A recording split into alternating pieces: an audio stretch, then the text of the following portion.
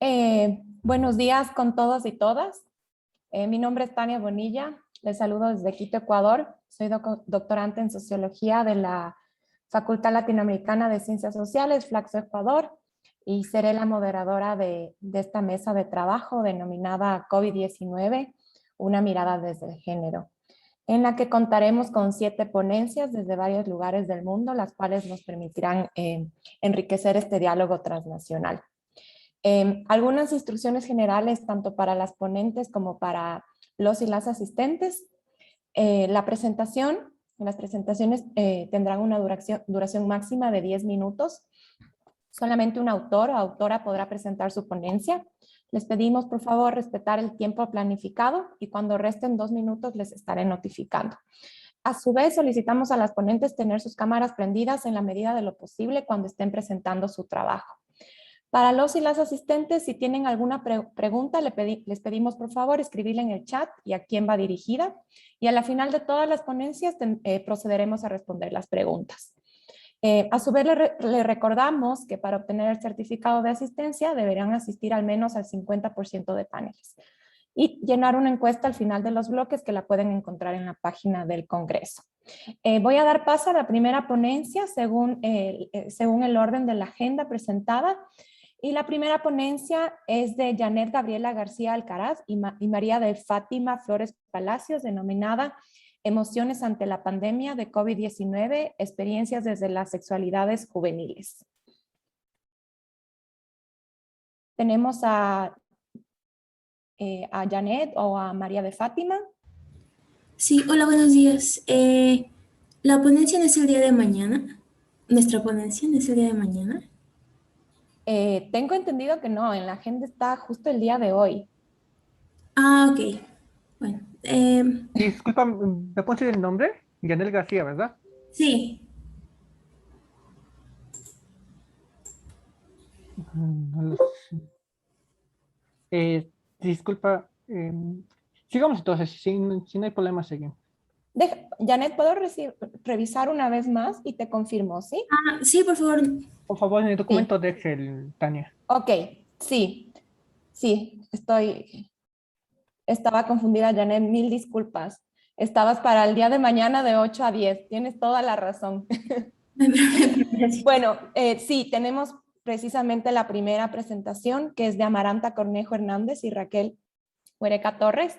La ponencia es titulada Entramados socioafectivos y laborales de la teleacademia emergente ante el COVID-19 en México, una lectura feminista.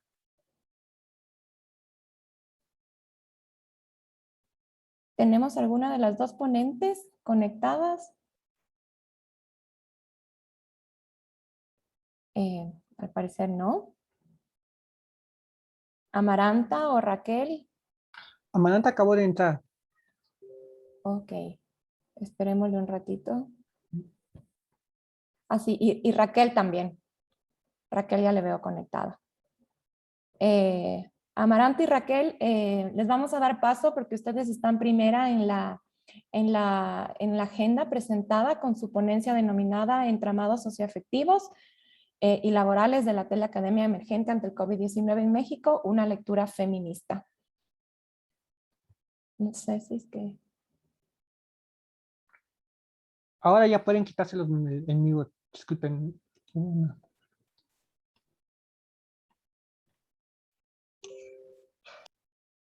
Siguen conmigo.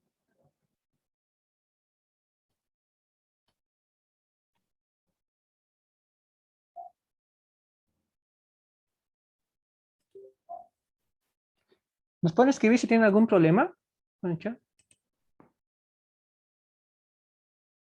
Sí, creo que tienen algún problema con la activación del audio. Eh, ¿Quiénes van a hablar? Amaranta, ¿verdad? Raquel nos señala que está silenciada.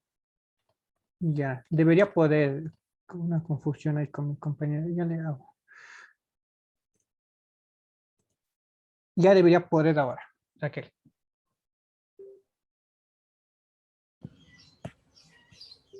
Listo, ¿me Ya. escuchan? Sí, Raquel, Ah, bienvenida. perfecto. Hola, ¿qué Como, tal? Buenas tardes, buenos días. Perdón, es que me tenían silenciada, por eso no podía. no te preocupes, voy a ser muy breve, solo repasando las instrucciones de las ponentes. Tienen 10 minutos, les pedimos por favor respetar el tiempo. Faltando 2 minutos, les notificaré y de igual manera pedimos en la manera de lo posible, mientras estés poniendo, mantener la cámara prendida. ¿Sí? Te doy paso, Raquel, a tu presentación. Sí, estoy en una Buenas tardes. zona en Morelos donde el internet está intermitente, No te entonces preocupes. ¿puedo compartir pantalla para compartir mi presentación, la presentación? ¿Ahí la están viendo? Sí, perfecta. Ok, bueno, intento hacerla grande para no ocupar mucho tiempo. Bueno, ahí se ve perfecto, ¿no? Bueno, el trabajo que vamos a presentar, mi compañera Amaranta Cornejo Hernández de la Universidad Iberoamericana de Puebla y una servidora, Raquel Huereca Torres de la Universidad Autónoma Metropolitana de la Unidad Lerma, lleva por título Entramados socioafectivos y laborales de la teleacademia emergente ante el COVID-19 en México, una lectura feminista. Lo que estamos presentando en realidad son avances de una investigación que estamos realizando y que tiene como objetivo identificar el impacto socioafectivo y laboral que tienen las desigualdades de género en el trabajo académico que se está realizando a distancia, que es lo que llamamos la teleacademia, a partir de la experiencia de las academias.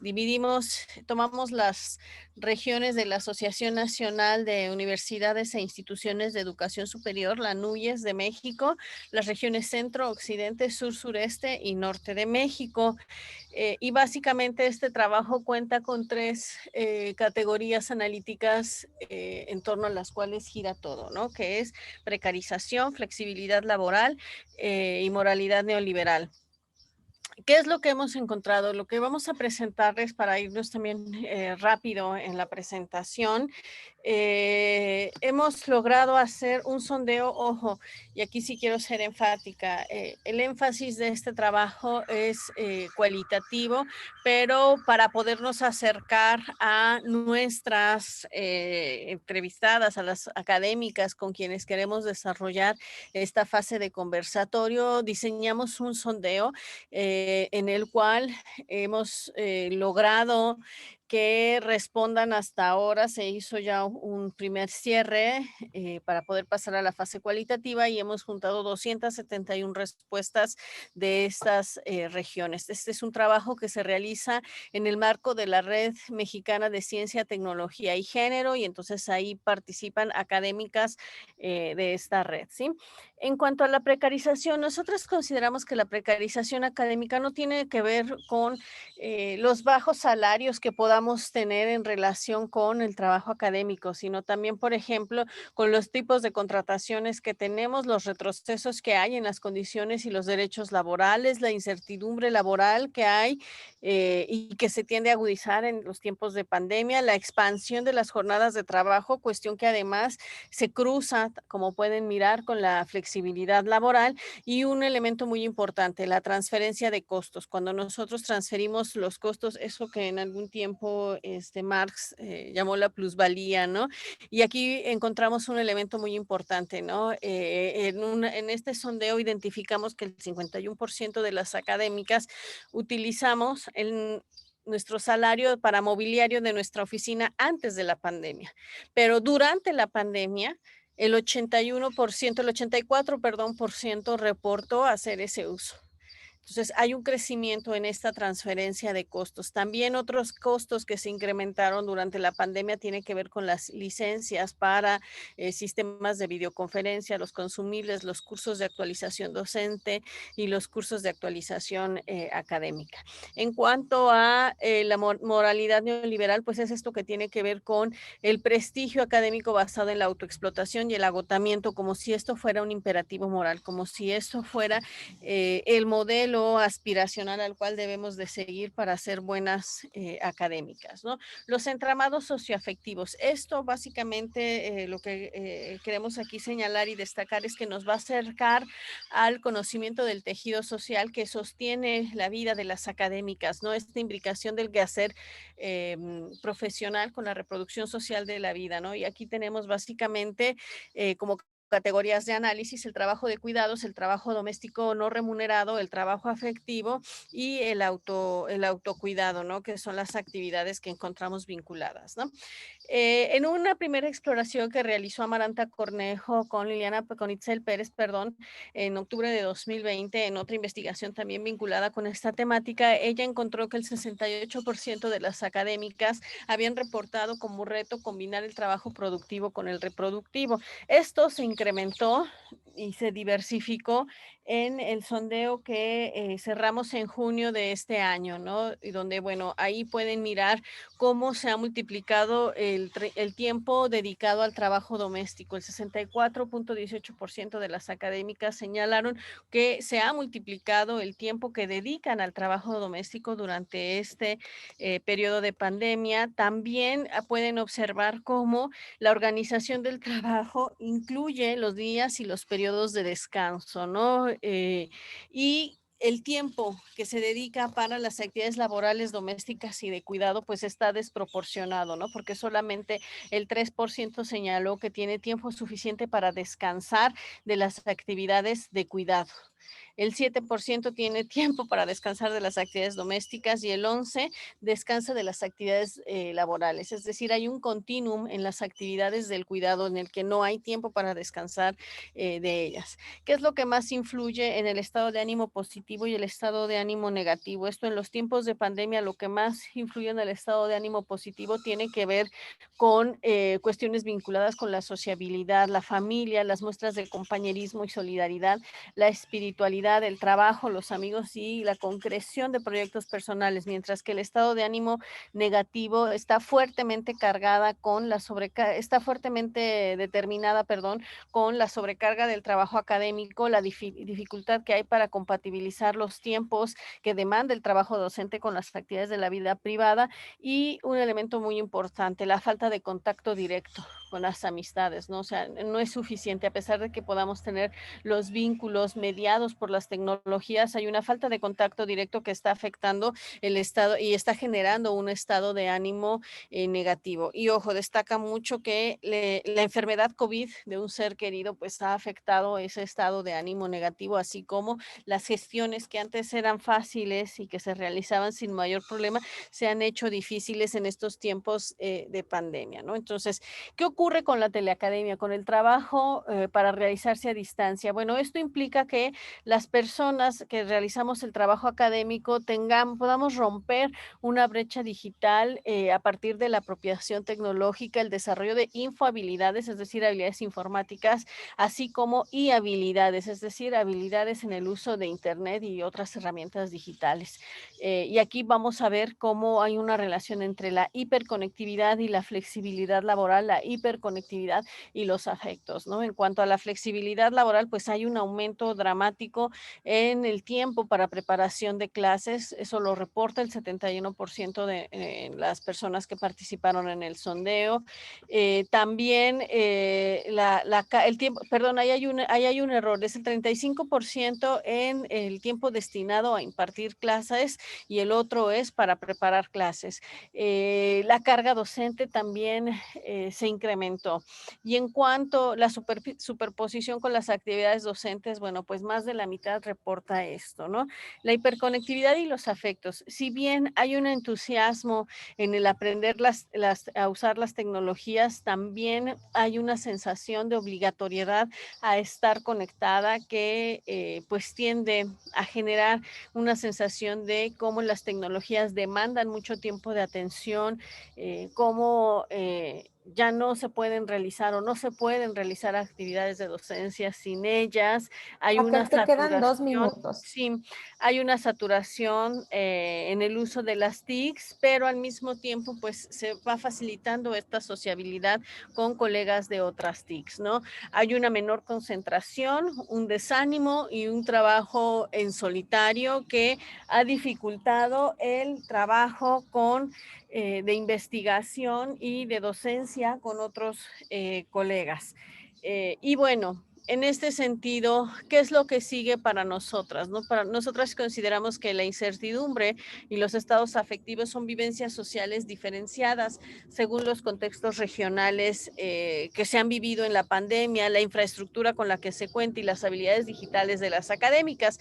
Por eso nosotras consideramos que después de estos hallazgos preliminares, para nosotras lo que sigue es irnos al análisis de los nudos que están en esta desigualdad social, pasar del cuestionario y el sondeo a una caracterización que nos va a permitir esta caracterización de las académicas a entrevistas colectivas o conversatorios que nos permita generar un diálogo y un eventual reconocimiento entre pares, ¿no? Y así tener un proceso de investigación como una devolución, porque finalmente pues quienes coordinamos y quienes estamos participando como red en esta investigación también somos académicas, ¿no? Y como red de ciencia, tecnología y género no podemos quedarnos en silencio ante lo que puede venir después de esta pandemia en términos de desigualdad de género en el trabajo académico. Y bueno, pues muchas gracias por su atención y eso sería todo. Muchísimas gracias, Raquel y Amaranta, por su presentación. Les recuerdo a los y las invitadas, si es que tienen alguna pregunta, por favor depositarla, escribirla en el chat. Vamos a dar paso ahora a la ponencia de Laura Vicente González, denominada ¿Hay diferencias de géneros en los cambios provocados por la pandemia? Por favor, Hola. Laura. Un segundo que comparto Listo. la pantalla y está. Tania, ¿me permites una indicación? Sí, claro, adelante. Recuerden que al final, casi antes de las preguntas, pasaremos un link de registro. Lo pasaremos por el chat, entonces estad atentos y atentas. Me pone que el anfitrión ha inhabilitado la función para compartir las pantallas de los participantes, así que necesito que me den permiso para poder Ya compartir. lo puedes hacer. Ahora.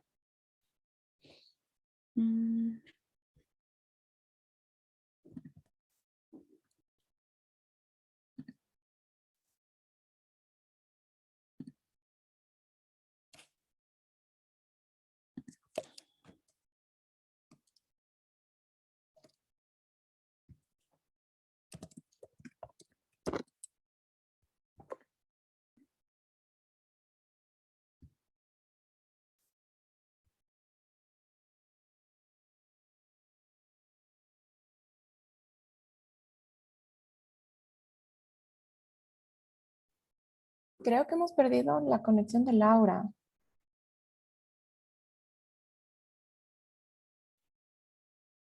Revisemos. Y Sí. tampoco la encuentro. Y no sé, tal vez tuvo algún problema de conectividad. En tal caso, podemos pasar con la tercera ponencia planificada de Blanca Lisbeth Inguano Arias y Camila Mosetti. A ver, Laura está entrando de nuevo.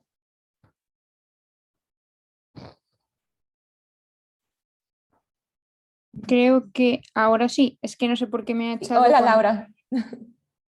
Me ha echado cuando he puesto la presentación. Ok, ahora lo vemos.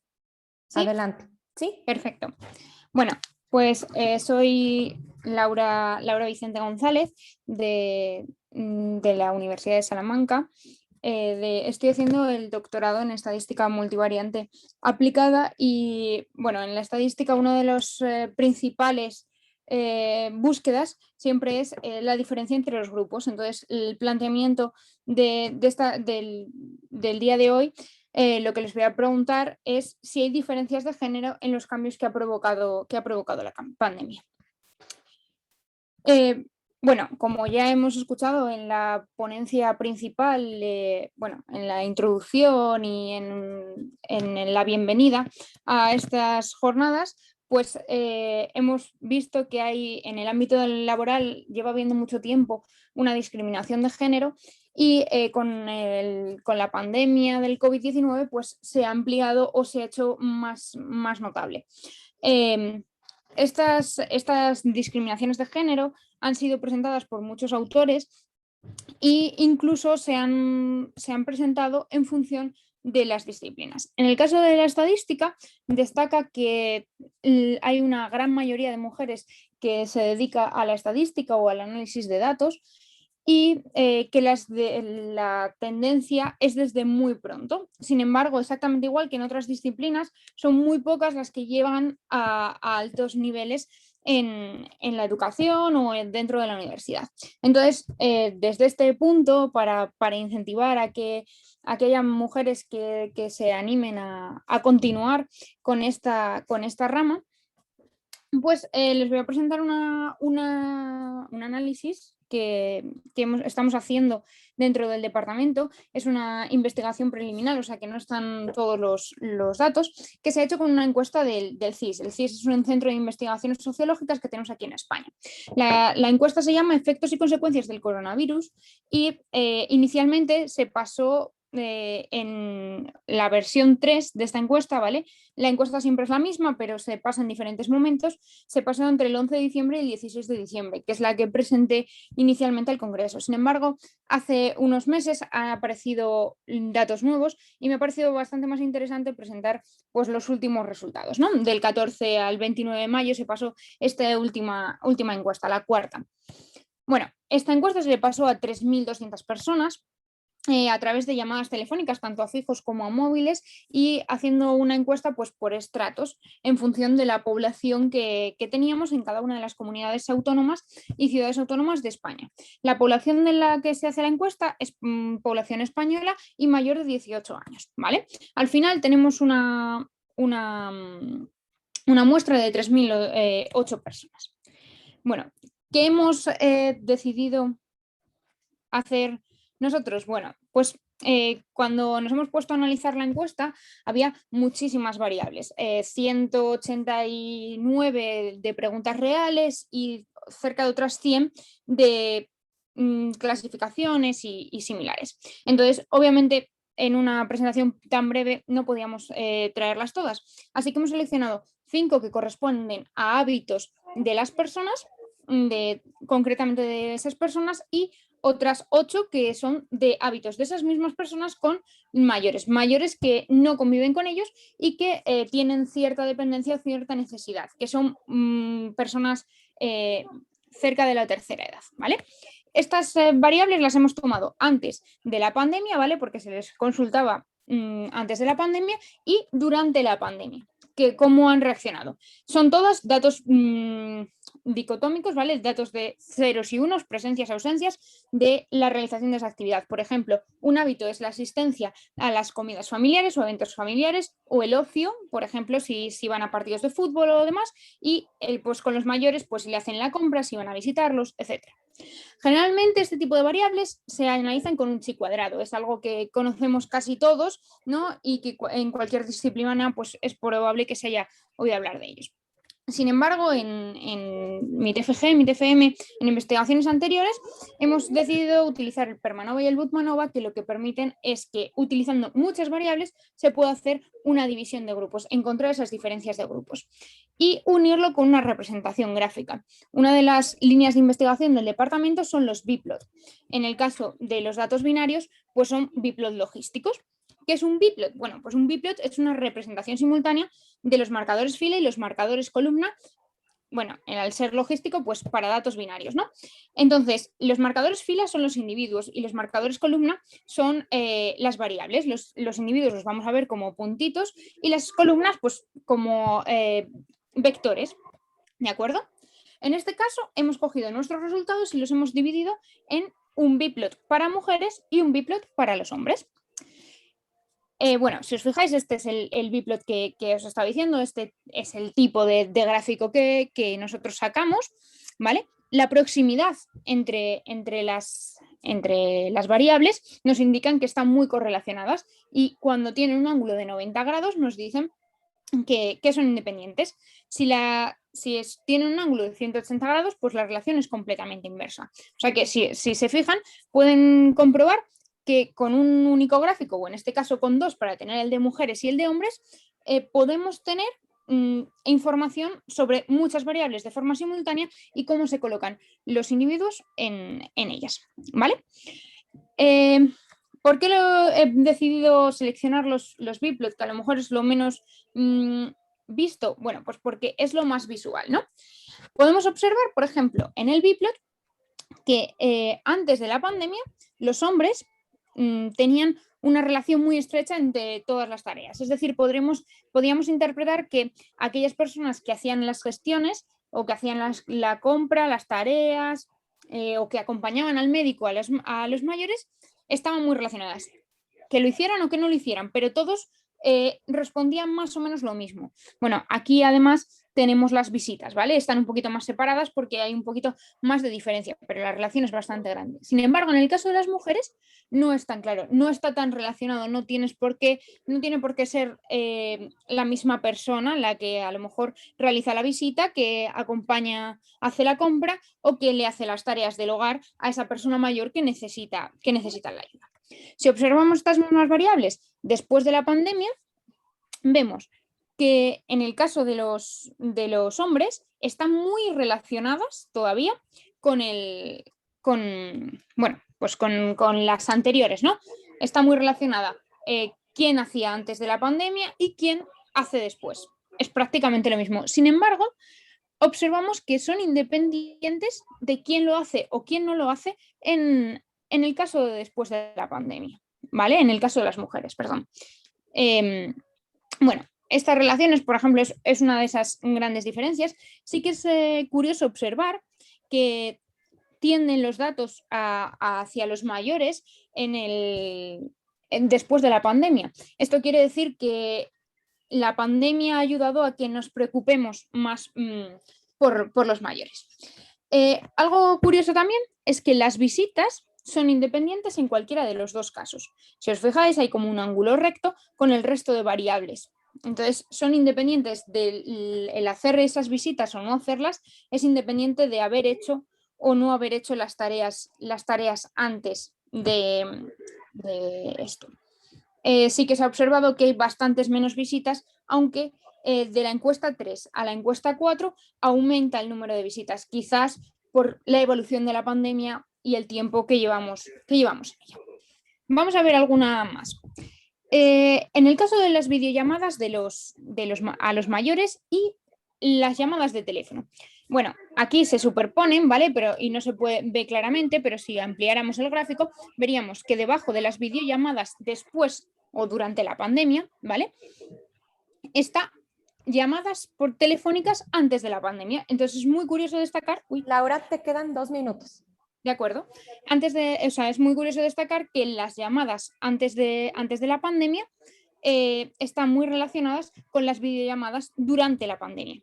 En el caso de las mujeres, están prácticamente relacionadas completamente. Y en el caso de los hombres, aunque están relacionadas, la relación es menor.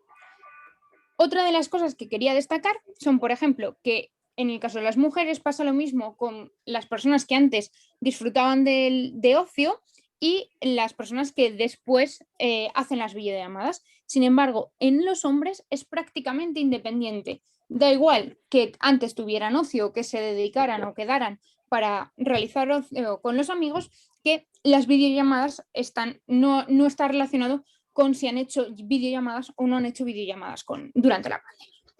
¿Qué conclusiones sacamos? No solo de estos análisis que les he presentado a través de los biplot, sino de todos los análisis que hemos realizado hasta el momento, que son, ya les digo que deben seguir haciéndose más análisis porque hay mucha información, ¿no?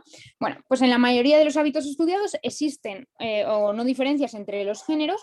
Antes de la pandemia los realizaba un mayor número de mujeres que de hombres y ahora es al contrario. Es decir, que las mujeres pueden ser más cautas con los mayores. También se observa que las personas más jóvenes en un rango de entre 18 y 24 años presenta un menor número de diferencias entre mujeres y hombres. Es decir, que estamos teniendo una evolución positiva. Parece que vamos limando ciertas diferencias, ¿no? En la mayor parte de los rangos de edad, aunque no haya diferencias entre sus acciones antes y después del COVID, no existen diferencias en la hora de actuar con los mayores, que era más o menos lo que veíamos en el este. Hay diferencias, pero no son lo suficientemente importantes como para ser significativas. Sí que es verdad que podría destacarse, ¿no? Y después, bueno, pues como ya hemos visto que las relaciones entre los hábitos de la pandemia en el momento actual varían en función del sexo. Es decir, que ha cambiado un poco nuestra forma de actuar, aunque, como decíamos antes, pues puede que no sean significativas.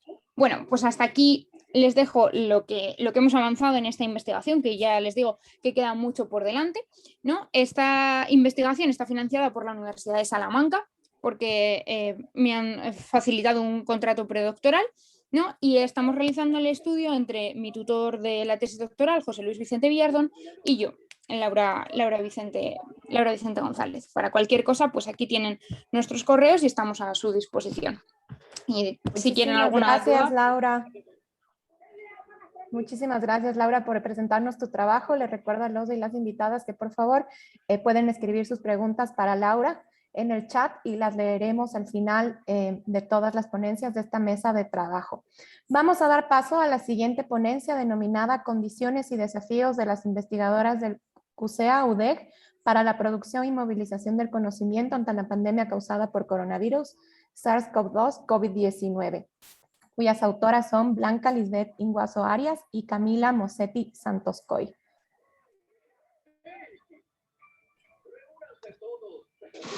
Hola, buenos días. Hola, Blanca. Sí, Bienvenida. Gracias, solo hacer una pequeña aclaración. Quien va a presentar es mi estudiante Eric Daniel Pérez Alvarado, que creo que por ahí hubo una omisión en la agenda y no aparece su nombre, pero para que le puedan dar los derechos para compartir pantalla y del audio también. Perfecto, muchas gracias, Blanca. Vamos a dar paso a Gracias. Eric, quien nos va a presentar. Te recordamos, Eric, que tienes 10 minutos. Adelante, por favor. Claro, ¿sí se me escucha bien? Sí, perfecto. Perfecto, igual comienzo a compartir. Y bueno, muy buenos días a todas y a todos. Me presento, yo soy Eric Pérez Alvarado, que voy a presentar esta ponencia, este trabajo de investigación que hice de la mano con mi compañera Camila Mosetti Santos Coy y nuestra directora de investigación, que es la maestra Blanca Inguanzo Arias, titulado Condiciones y desafíos de las investigadoras del CUSEA. El CUSEA es el Centro Universitario de Ciencias Económico-Administrativas de la Universidad de Guadalajara, para la producción y movilización del conocimiento ante la pandemia causada por coronavirus SARS-CoV-2 o COVID-19, como la conocemos. Cabe aclarar que este proyecto de investigación emana de un proyecto madre financiado por el COTACIT en colaboración con la Universidad Autónoma de Tamaulipas y la Universidad de Guadalajara, aquí de México. Y el proyecto madre está centrado en la investigación de las condiciones tanto de investigadores varones como de investigadoras mujeres. Sin embargo, para fines de este evento en específico, decidimos hacer énfasis en el tema de género, no solamente por la temática del Congreso, sino por la relevancia del tema. E igualmente, pues, continúo para no perder más tiempo en explicaciones. Comienzo con el tema de la problematización, que la dividimos principalmente en 3 partes. Está derivada, pues, de una serie de investigaciones que hicimos en artículos científicos y trabajos de distintos tipos. Igualmente, recomendaciones de la UNESCO y distintos organismos internacionales. La primera parte, la problematización, pues, deriva de condiciones de confinamiento, en esta cuestión de la desigualdad de labores que existen dentro del hogar, con una mayor carga de cuidados en el hogar, dificultades para concentrarse. Esto debido, pues, como ya se ha mencionado igualmente, existe ciertas labores que se tienen como que son intrínsecas a la mujer dentro del hogar, y hago mucho paréntesis en esto con la cuestión de que son intrínsecas, como lo son el cuidado de los niños, el cuidado de las personas mayores dentro del hogar, ciertas labores también domésticas que se piensa son ya, que caen en sí para la mujer, lo cual propició pues un peor desempeño laboral en las mujeres investigadoras y pues obviamente por cuestiones no solamente de desempeño laboral en cuestiones de temporalidad, sino también psicológicas, lo cual provocó a final de cuentas un decrecimiento pronunciado a partir de marzo de 2020 en la cantidad de publicaciones de las investigadoras. Esto debido a partir pues de que marzo de 2020 es el mes en el que se comienza este confinamiento sanitario en México. Igualmente, la segunda parte es la falta de apoyo gubernamental que ha habido. Esto quiere decir falta de protocolos, de políticas públicas por parte de distintos institutos de investigación y de ciertos gobiernos, tanto locales, estatales y federales, ante dos necesidades que existían, como lo son el apoyar a las investigadoras durante el confinamiento y al hacer frente a las adversidades que se presentaron por la crisis sanitaria, si bien sí existieron algunas medidas por parte de distintos institutos, muchos de estos no fueron en el momento adecuado, o al menos apenas están comenzando a surgir. Y ponemos como ejemplo el Sistema Nacional de Investigadores, el SNI, con mecanismos un tanto incongruentes y poco claros, como lo son la convocatoria que sacaron recientemente en 2021, en donde se menciona, a final de cuentas, la permanencia de ciertas investigadoras o investigadores depende meramente del juicio que tengan los evaluadores en ese momento, denotando una clara falta de protocolos de género y muchísimas otras faltas que logramos identificar. La tercera parte de la producción y movilización del conocimiento, con una burocracia ineficiente, que a final de cuentas tenemos claros ejemplos de que, si bien sin una pandemia encima es complicado muchas veces encontrar, por ejemplo, financiamientos internacionales, por X cantidad de medidas que se necesitan, firmas de todo tipo, procesos que se necesitan también de todo tipo, pues ya con una pandemia encima encontramos de que existe una falta de diseño e implementación de políticas públicas que incentiven tanto a la producción como a la movilización del conocimiento, esto derivado de una burocracia ineficiente dentro de algunas universidades. Para hablar un poco del contexto, hablamos específicamente del CUSEA, que es el Centro Universitario de Ciencias Económico-Administrativas, perteneciente a la Universidad de Guadalajara, perteneciente a la red universitaria, en donde nosotros nos centramos principalmente o específicamente en las investigadoras que pertenecen al Sistema Nacional de Investigadores, al SNI, en donde encontramos que se trata, en contraste con 80 investigadores varones, 36 investigadoras mujeres, dando un total de 116, y una equivalencia de 62% hombres y 38% mujeres. Igualmente, el objetivo principal de este trabajo de investigación es analizar las condiciones y desafíos de las investigadoras del CUSEA para la producción y movilización del conocimiento ante la pandemia causada por COVID-19. Cabe mencionar, el Centro Universitario de Ciencias Económico-Administrativas actualmente cuenta con aproximadamente 19.590 estudiantes, en donde sus áreas de conocimiento, bueno, emanan principalmente de las ciencias sociales. Y, bueno, continúo con lo siguiente. Ya no me deja avanzar. Ya. Y bueno, avanzando un poco más con el tema de la perspectiva teórica y metodológica que abordamos en la investigación. El enfoque de género que tomamos es derivado de las dinámicas de subordinación de las que nos habla Valle en 2016, de estas dinámicas de subordinación que forman el orden simbólico en el que la cultura patriarcal basa sus ideas, valores, actitudes y conductas que históricamente son consideradas como socialmente deseables y correctas, tanto para hombres como para mujeres dentro de la sociedad, ¿no? Nos centramos en esto principalmente por lo que ya comentaba hace unos momentos, de ciertas labores dentro del hogar que ya se toman como que son intrínsecas a la mujer, y algunas otras que son también para el hombre. De ahí nos pasamos al diseño de investigación. Es un diseño cualitativo que está desarrollado con un estudio de caso, el cual, pues, como ya sabrán, nos permitirá tener una visión más completa del fenómeno a estudiar, utilizando dos herramientas principalmente, que son la entrevista semiestructurada y utilizando el programa de Atlas-T, el cual, pues, nos va a ayudar para todo esto. Igualmente, las categorías analíticas que tenemos, aquí solamente por mencionar algunas, son 3. Tenemos la primera, efectos emocionales que pueden existir, las situacionales laborales, la producción académica, lo cual, pues, nos servirá para dar un sustento teórico y metodológico a este tipo de proyectos. Pasando igualmente a hallazgos y reflexiones que pudimos haber encontrado. Del lado izquierdo, cabe mencionar que actualmente solamente llevamos 12 entrevistas. Esta es una investigación que todavía no está concluida. Entonces, actualmente solamente tenemos 2 entrevistas que no han sido terminadas de analizar al 100%, pero que igualmente nos han dado ciertos hallazgos que podemos demostrarles aquí y poderles exponer, pues. Pero con base en lo encontrado, tenemos estas reflexiones del lado izquierdo, que son como de que se modificaron las formas hasta ahora conocidas de trabajo, de relaciones sociales, de movilidad y las situaciones al interior de las familias, hablando un poco más del tema académico, pues simplemente este congreso no teníamos pensado de que fuera a ser de manera virtual hace un tiempo, pero bueno, eso es una modificación que se dio.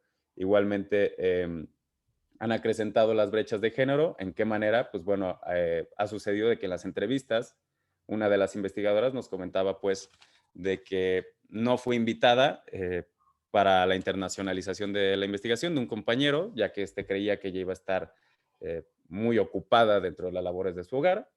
Eric, te quedan 2 minutos. Sí. Igualmente encontramos que en contraste con la investigación madre que tenemos, en contraste con estas entrevistas que también hemos hecho a varones, pues encontramos que las mujeres se encuentran más agotadas, más apáticas y prestan mayores niveles de ansiedad, incluso simplemente tocando el tema del confinamiento y de todo esto que nos ha traído, pues encontramos de que es un contraste muchísimo mayor en comparación que con los hombres. Señalaron también haber tenido una baja considerable en la productividad laboral. Esto debido pues a esta línea que se borró entre las labores domésticas y las labores, académicas dentro del hogar. Incluso unas investigadoras que nos dijeron como que es que, ¿sabes qué? Para mí este año fue un año completamente perdido, no pude prácticamente publicar nada. Igualmente, una diferencia que se acrecentó entre mujeres investigadoras con hijos y las mujeres investigadoras con hijos, que por la carga laboral que había dentro del hogar. Igualmente, ya pasando al colofón, esto más a manera de reflexión, encontramos de que existe un sentir y malestar sobre la existencia de elementos que ponen al descubierto las desventajas que producen las pautas socioculturales del sistema sexo-género en el trabajo académico de las investigadoras. Igualmente, pasando de que las afectaciones en el desempeño de la producción científica, la cual puede traer consecuencias negativas, aquí citando solamente una, la de perder su distinción como miembros del Sistema Nacional de Investigadores, lo cual pues puede derivar en afectaciones económicas, psicológicas, laborales, entre muchas otras. Y pues que todo esto se traduce en un gran retroceso para el desarrollo profesional de las mujeres, los sacrificios personales y el entorpecimiento del buen funcionamiento de las políticas públicas y paritarias de ciertas universidades, que si bien, como lo mencioné hace unos momentos, sí existen medidas por parte de algunas universidades, pero al menos consideramos de que estos resultados se van a comenzar a ver hasta dentro de un año o dos. Y pues bueno, eso sería todo por nuestra parte. Aquí están nuestros datos de contacto de su servidor, de mi compañera Camila Mosetti y de la maestra Blanco Inguanzo Arias, nuestra directora de investigación. Muchísimas gracias, Eric, Blanca y Camila. Gracias por tan interesante investigación, aunque es preliminar, brinda datos muy sugerentes. Por favor, si es que tienen alguna pregunta, les invito a escribirla en el chat para poderla leer al final de todas las ponencias de esta mesa de trabajo. Vamos a dar paso a la cuarta ponencia de Dandara Morena Beltrami. El título de la ponencia está en portugués, la voy a traducir a español, no hablo portugués, y se denomina Programa Crianza Feliz, una nueva metodología de trabajo en un año pandémico. Dandara, sí, ahí estás, Dandara. Por favor, si es que en controles me ayudan habilitando sí, ya estás. Sim. Hola, Dandara. Olá, acho que aqui...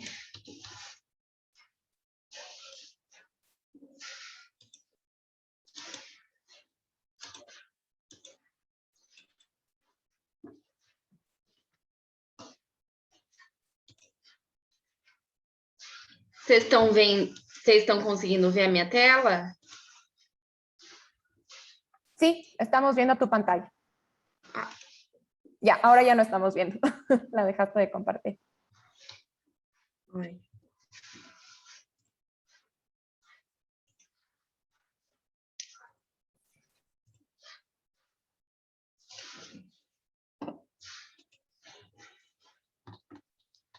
Tá. Listo. Aqui. Ai, deixa eu tomar uma água.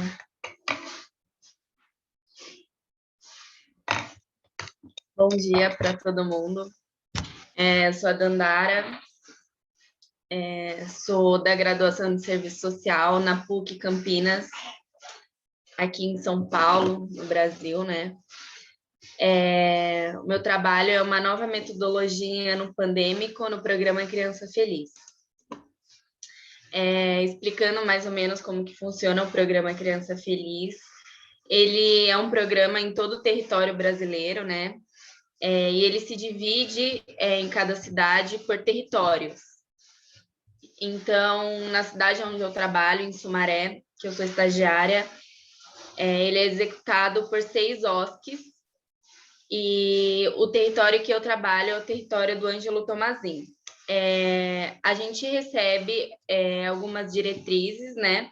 Mas a gente tem autonomia para executar o programa de acordo com a nossa vivência, com a nossa experiência, com o nosso acúmulo intelectual.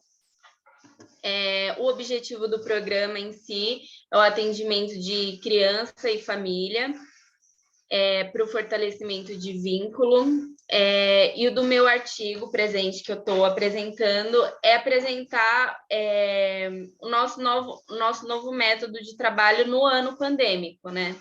Como que foi a nossa metodologia com a pandemia do coronavírus, que é o fortalecimento de vínculo com as famílias e essa aproximação através de métodos tecnológicos, né? E à distância. Então, a gente foi surpreendido pela pandemia do coronavírus e a gente não sabia muito bem como que iam funcionar as coisas. E desde o primeiro momento, a gente já pensava no prejuízo que poderia causar para as crianças que interromperam, né, o atendimento com as instituições que elas eram acompanhadas, como as creches, escolas. E o Criança Feliz foi o único programa que continuou esse atendimento no primeiro momento à distância, né? Então, a gente se planejava, a gente criou um planejamento, uma capacitação para que isso pudesse acontecer. A gente criou grupos online e se conectou com as famílias através dos aparelhos tecnológicos, onde antes não era possível isso acontecer. Antes da pandemia, a gente nem compartilhava nosso número pessoal, e aí depois que isso aconteceu com a pandemia, a gente criou meios para a gente se conectar com as famílias através dos aparelhos tecnológicos. Então, nesse planejamento, a gente planejava quais iam ser as dimensões que a gente ia trabalhar com as crianças. A gente trabalha dentro de algumas dimensões para o desenvolvimento infantil. Então, e a gente gravava, a gente ainda está nesse método, né, de gravar vídeos e mandar para as famílias e conversar sobre cada dimensão com as famílias, uma vez que elas não têm um acompanhamento escolar, agora gradualmente elas estão voltando às escolas, as crianças, mas ainda não tem um acompanhamento, né, igual elas teriam numa creche para o desenvolvimento das crianças.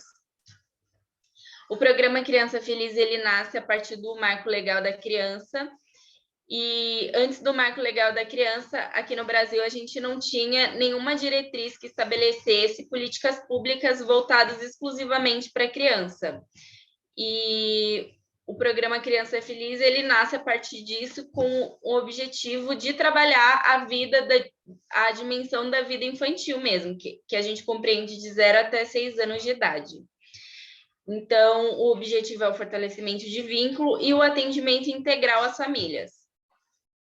Com a pandemia do coronavírus, surgiram algumas demandas e alguns desafios. E a principal coisa que a gente pensava quando surgiu a pandemia era como que a gente ia continuar o trabalho, né? E quais poderiam ser os prejuízos causados ao desenvolvimento infantil. Porque é isso, aconteceu o Marco Legal da Criança porque em 2016, antes disso, a gente não tinha nenhuma política, a gente não tinha nenhuma diretriz que estabelecesse política pública exclusiva para as crianças.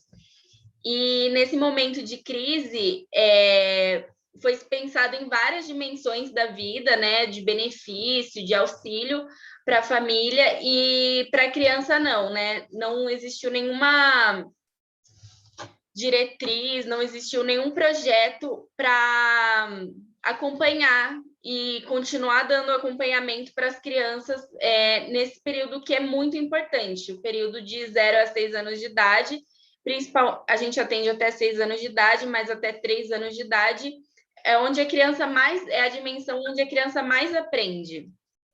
E a gente não contou com nenhuma política pública que continuasse dando assistência para essas crianças.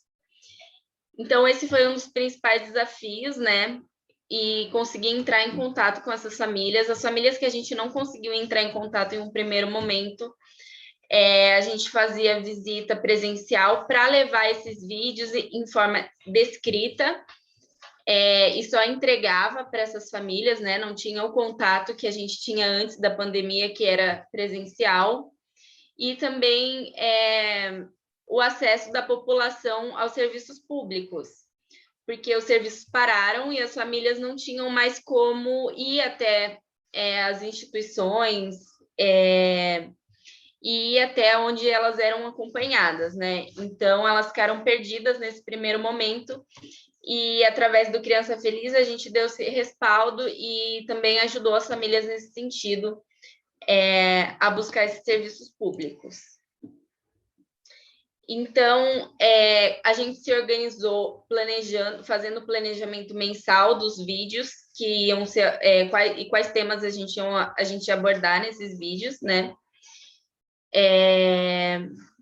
A gente atendia as famílias remotamente através do celular, em chamadas de vídeo, e aí é uma característica também que a gente tem nessa sociedade patriarcal, que é as mães ficarem responsáveis pelas crianças. Então, geralmente a gente fazia esse atendimento com as mães semanalmente, através de ligação de vídeo, e a gente tem os relatos, né, de cada visita que foi feita através de um relatório diário de visita. E aí o principal objetivo desse planejamento que a gente fazia e do trabalho era continuar dando continuidade ao todo o trabalho desenvolvido nas creches, em todas as instituições de desenvolvimento infantil para essas crianças. E trabalhar com o público-alvo de 0 a 6 anos, o desenvolvimento infantil e assistência aos equipamentos públicos e algumas demandas espontâneas que surgiram ao longo do tempo, né? Que algumas dúvidas que as famílias foram tendo. Aí aqui eu vou... quem escreveu esse artigo foi eu, a Jaque, que é a supervisora do programa, e a Emily, que é outra também estagiária. Aqui está o meu contato, meu telefone. Pelo Instagram a gente deixa a gente tem um Instagram para deixar algumas atividades também. E no YouTube, nesse Associação Recanto Tia Cecília, onde a gente compartilha os nossos vídeos semanais. Então, cada uma de nós, são 7 estagiárias, a gente grava um vídeo semanal e deixa nesse canal e compartilha com as famílias. Muchísimas gracias, Dandara. Gracias por tu presentación. Obrigada. Quiero dar paso a la siguiente ponencia de Dalinda Isabel Sandoval Acosta y Beatriz Betsabe Bautista Fletes. Su ponencia se denomina COVID Género, un acercamiento a las madres de la espera. Hola, buenos días. Hola, Dalinda, buenos días. Tienes 10 minutos. Adelante, por favor. Gracias.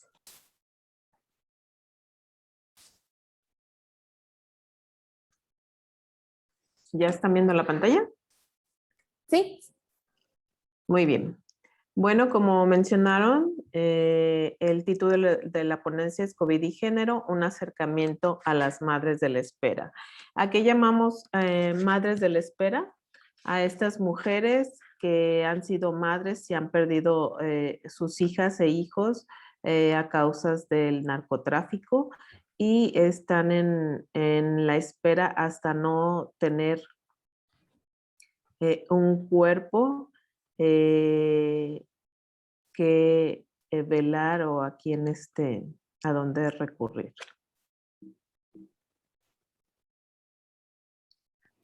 Y aquí menciono que en cada poblado de Nayarit, yo soy de Nayarit, de la Universidad Autónoma de Nayarit, de México y Latinoamérica, encontramos a madres de las que se les ha arrebatado una hija o un hijo a causa del narcotráfico.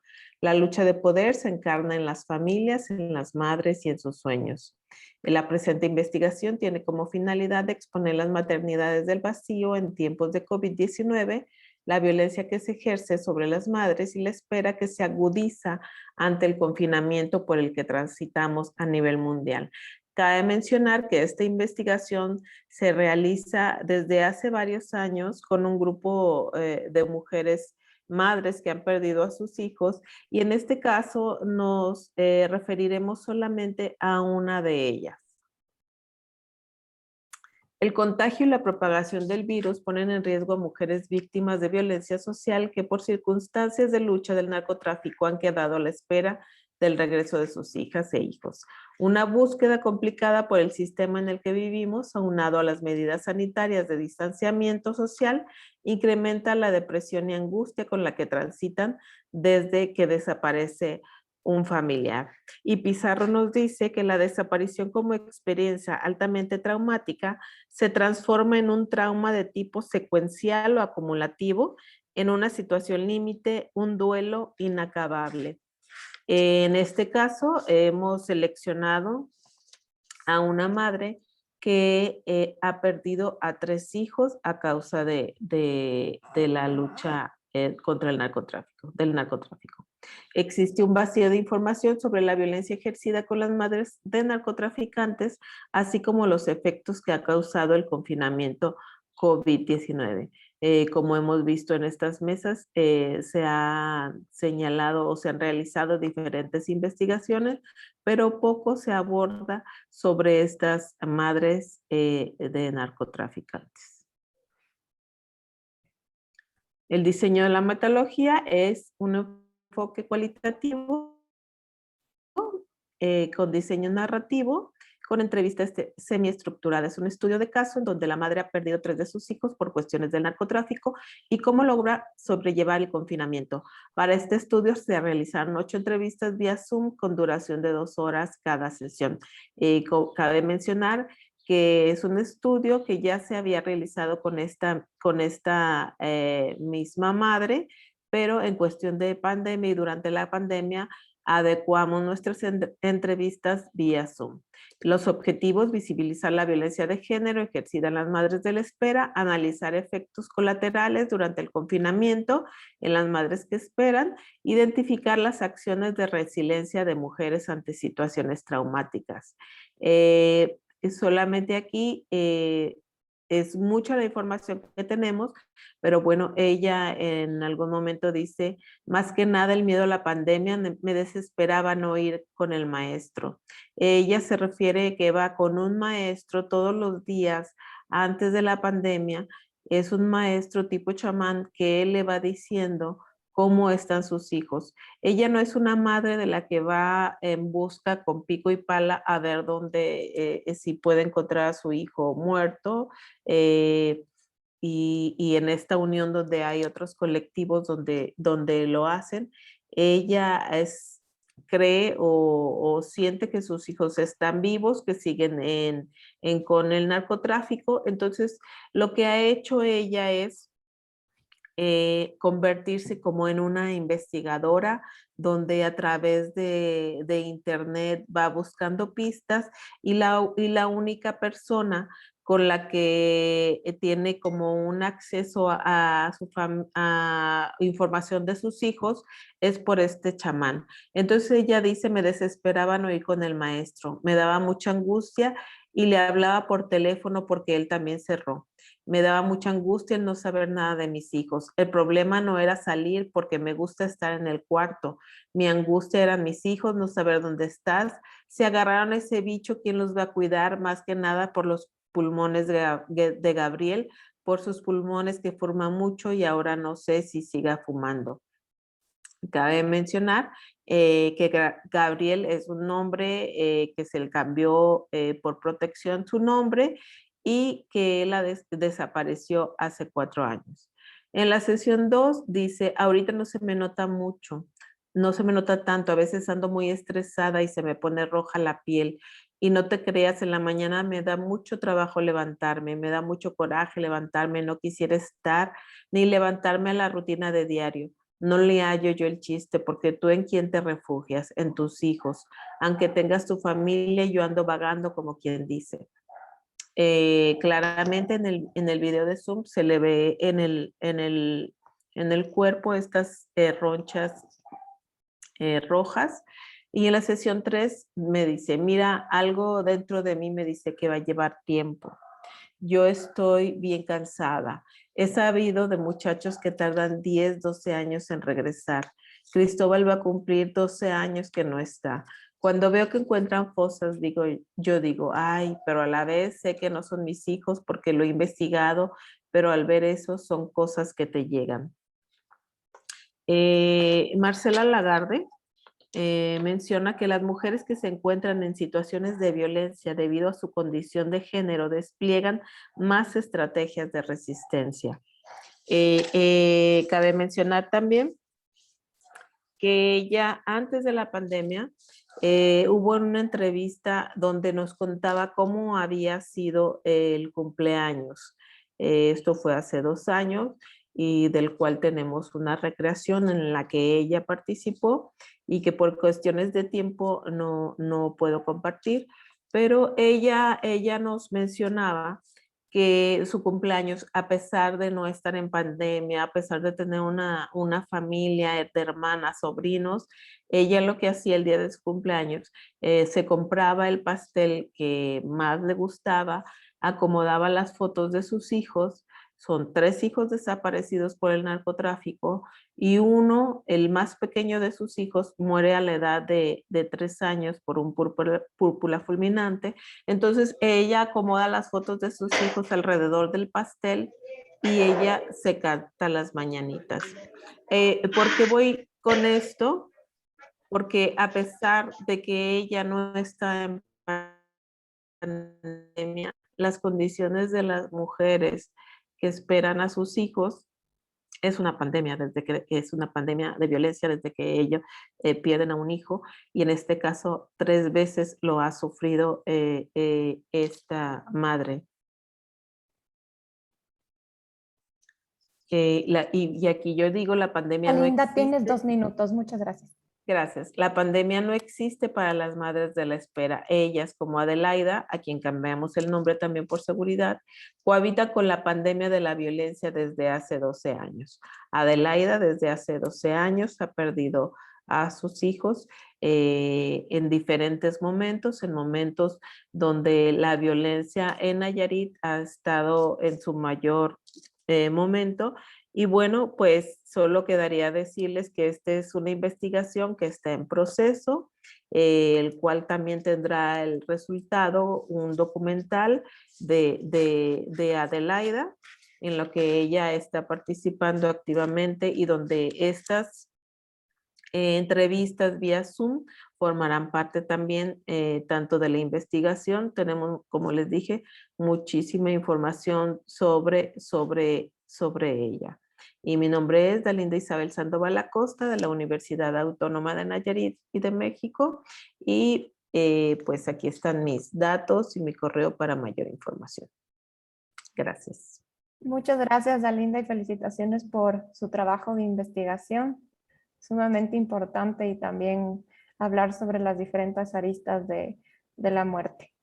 Vamos a dar paso a la siguiente ponencia de Marta Beatriz Díaz Lozano, Nelly Hernández Molina y Enrique Alirio Ortiz Guiza, que se denomina Afectación de la salud mental del talento humano vinculado a la Universidad del Tolima en el marco de la pandemia por SARS-CoV-2, COVID-19.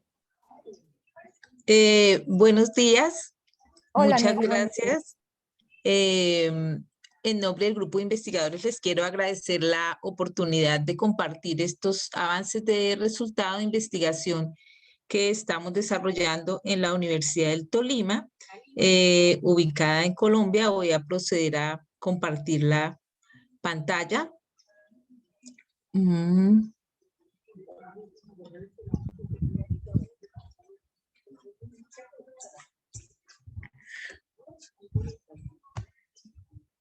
En este momento ya la estoy compartiendo, por favor. No, todavía no.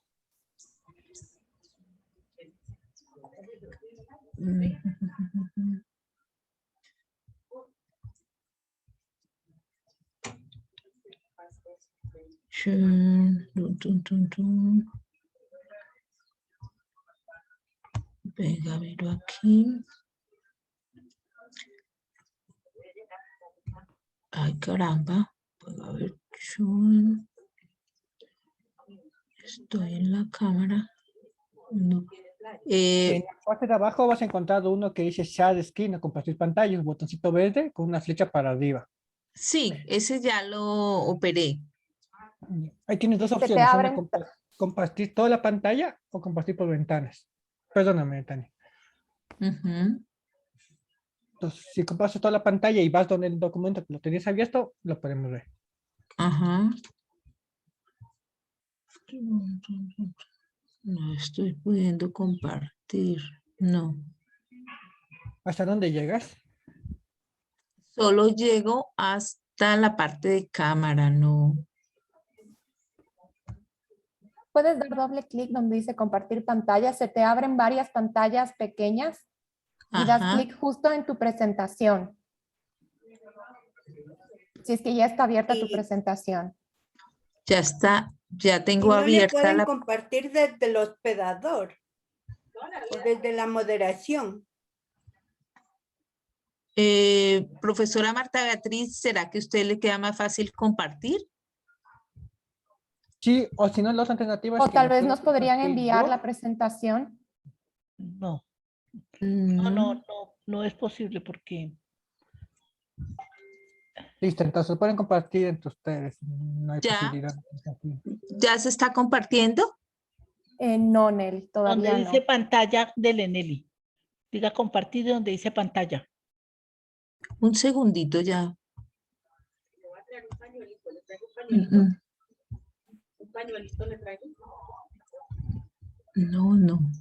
no logro. Compartir donde dice pantalla y entra la presentación. Tal vez podríamos dar paso a la siguiente ponencia hasta que puedan compartir entre Marta y Nelly la presentación. Así nos ayudamos con el tiempo también. ¿Sí? ¿Están de acuerdo, Nelly y Marta? Sí, o le pueden Perfecto. mandar a usted para que pueda sí, compartir. Gracias, sí, gracias. Sí, muchas gracias. Voy a dar Sí, paso a la comparta. siguiente, Después de la a la siguiente, siguiente por favor. ponencia. Perfecto, muchas gracias, Nelly y Marta. Sí, por favor. Voy a dar Gracias. paso a la ponencia de Marisabel Garrido Gómez, que se titula La vulnerabilidad de la mujer en la era del COVID-19, una mirada desde los derechos humanos. Por favor, Marisabel.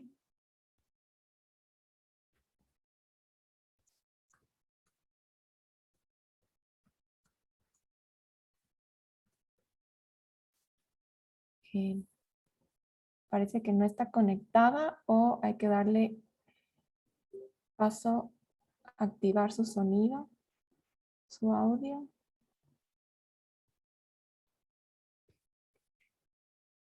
Y todos tienen permiso. Sí, todos tienen permiso ahorita. Ok, Sí. entonces Marisabel no está conectada. Vamos Ya a dar creo paso- estar lista para poder darle paso a la presentación, si les parece bien. Ah, perfecto, Nelly. Sí, si ya están Bueno. con la presentación, perfecto, adelante.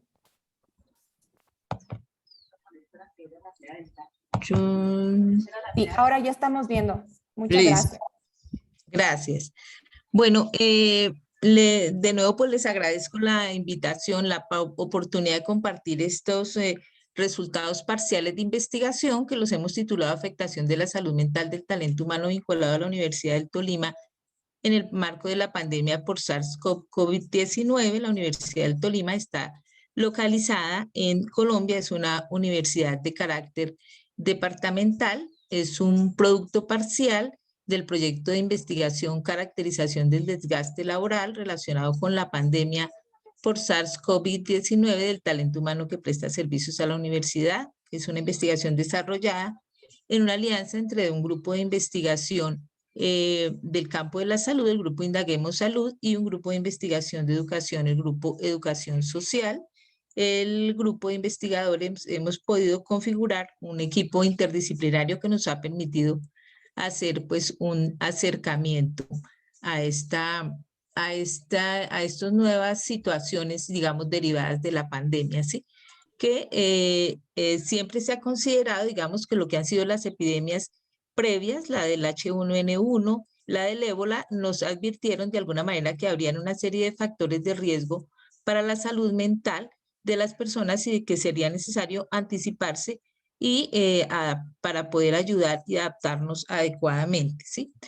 Si bien hay un reconocimiento de la afectación de la población en general, que tiene que ver como con el miedo al posible contagio, también es cierto que dentro de la población en general existen unos grupos más vulnerables, como son aquellos que prestan servicios, digamos, sociales y servicios en los que tienen que tener una atención a una alta demanda de usuarios, como es el caso de los servicios de salud y de los servicios de educación. Para esta investigación en particular nos hemos centrado en la educación superior. Lo que hemos podido ir advirtiendo, digamos, en términos de estos, bueno, de los hallazgos, es que digamos, con la pandemia ha tenido lugar una distorsión en términos de lo cognitivo, en términos de lo perceptual, en términos de lo emocional y en términos de lo conductual.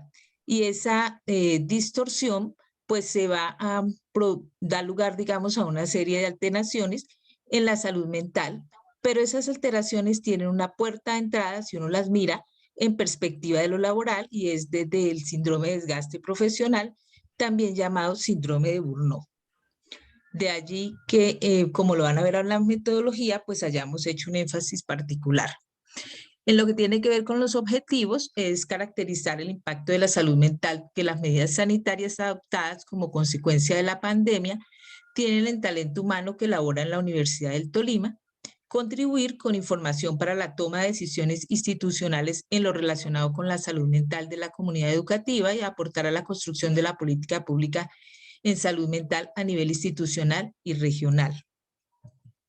Los apuntes metodológicos pues corresponde a un estudio mixto, transversal, descriptivo y observacional. La población es una muestra probabilística aleatoria y estratificada con un nivel de confianza del 95%, un margen de error del 5%, y para obtener la información diseñamos un cuestionario Aspectos Emocionales y Trabajo en la Universidad del Tolima, que está constituido por 37 preguntas tipo Likert, 10 sobre datos sociodemográficos que nos han permitido entrar a mirar desde una perspectiva de género, pero también desde otra serie de características psicosociales que entran a ser determinantes a la hora de mirar todos los aspectos de tipo conductual y emocional que se puedan presentar. Hay 22 preguntas que corresponden al Maslow Burnout Inventory, por cuanto queríamos mirar esa puerta de entrada, como les estaba diciendo hace un momento, que correspondería al síndrome de desgaste profesional, y 5 relacionadas con situaciones generadas por la pandemia.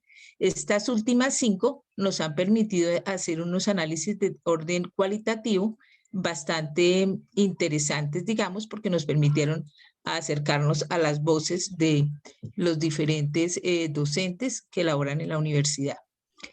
Este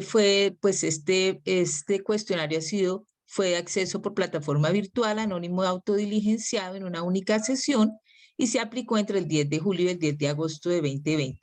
La investigación pues contó con la aprobación del Comité de Ética de la Universidad y adoptó los lineamientos previstos por el Ministerio de Salud en Colombia. Como les estaba comentando, la población total de la universidad de servidores públicos corresponde a 2.310 personas, y de estas 2.310 participaron 389, son la población que participó en el estudio, 60% mujeres, 40% hombres. En cuanto a los resultados parciales, pues tenemos que el análisis componente cualitativo mostró 1.063 funciones enunciativas que fueron agrupadas en una base de datos para sus análisis. Para efectos del tiempo, pues quisimos traer como los 4 temas más grandes que se hallaron, el de la incomunicación con las tecnologías de la comunicación, como si resultara algo paradójico, nos ha ido mostrando que por tratarse de una situación que emerge de repente y que de alguna manera la universidad estaba preparándose con sus plataformas y todo, no todo el personal estaba formado para entrar a trabajar a través de la mediación tecnológica, y eso ha dado lugar a alguna ruptura, digamos, en lo que son los equipos de trabajo también, y a generar un gran estrés. Entonces, estas tecnologías de la comunicación pues han traído como consecuencia una alta carga de trabajo, porque ya no solo son las labores, sino también poder apoyar a aquellos que no las logran desarrollar de manera apropiada mientras aprendían a hacerlo. También un temor de las personas frente a cómo iban a hacer sus cambios al tener que desarrollar el teletrabajo, si iba a volverse un poco más duro emocionalmente,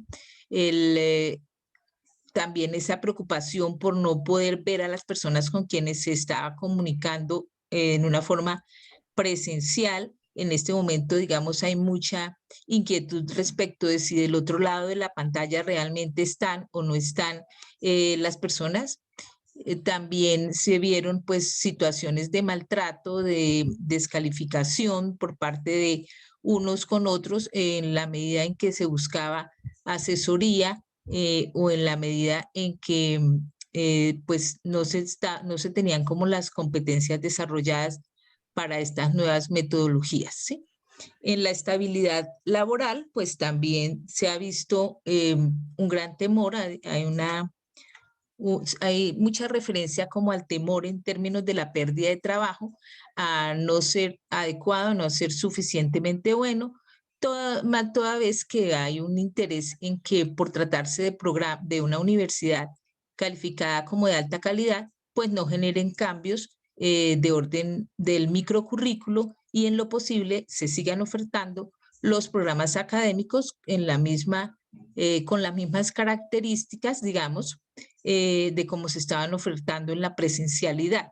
Eso, pues, desde luego, genera digamos que una tensión para el profesorado, toda vez que lo que son las nuevas tecnologías, pues desde luego se van a acompañar de nuevas didácticas también, de nuevas estrategias pedagógicas, de un manejo de los contenidos muy diferente que no alcanzó a ser organizado en términos de las agendas de los profesores, y también de la desvinculación de muchos catedráticos que acompañaban procesos de prácticas.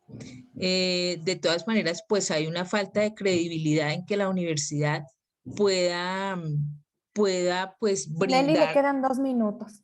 Pueda brindar como un apoyo apropiado. Los otros 2 temas fueron los conflictos interpersonales y trabajando desde casa, y en la escala de las dimensiones del cuestionario de Maslow Inventory, pues lo que hemos ido interpretando en los datos es que en lo que respecta al desgaste emocional, lo que vimos es que en desgaste emocional hay un mayor compromiso en los hombres que en las mujeres. Este es un hallazgo interesante, toda vez que en lo que han sido los estudios de género tradicionalmente han mostrado un mayor desgaste emocional en las mujeres que en los hombres, y por cuestiones de género, digamos que por estereotipos, se ha considerado siempre que las mujeres estamos más dadas a compartir este tipo de emociones. Aquí vemos un avance importante en términos de los hombres, de poder hacer un reconocimiento y de hacer referencia al mismo.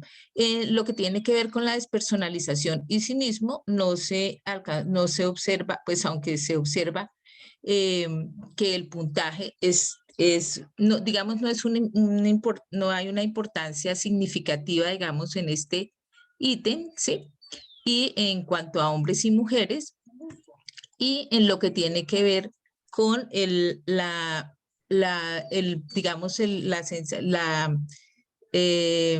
como el grado de satisfacción con la parte laboral, pues se observa que en las mujeres es más alto que en los hombres, y esto de alguna manera se explica porque con los nuevos cambios que trae la pandemia en el trabajo en casa, si bien nos ha expuesto a las mujeres a mayores situaciones de violencia y de estrés por estar trabajando en casa, también de alguna manera ha quitado esa carga de descalificación que históricamente hemos recibido al considerar que se abandona a los hijos o que se abandona a la casa cuando se desarrollan otro tipo de actividades de tipo profesional fuera de estas. Entonces, digamos que de alguna manera hay algunas mujeres que reportan una compensación en ese sentido al tener que desarrollar las labores desde la casa. Por el contrario, los hombres han perdido el refugio de descanso y relajación que representaba la vida de la casa al tener y sienten que el trabajo ha invadido, digamos, estos espacios y digamos que tanto hombres como mujeres se han visto expuestos a nuevas condiciones horarios de trabajo nocturno, jornadas largas, cantidad de horas extras y jornadas indeterminadas.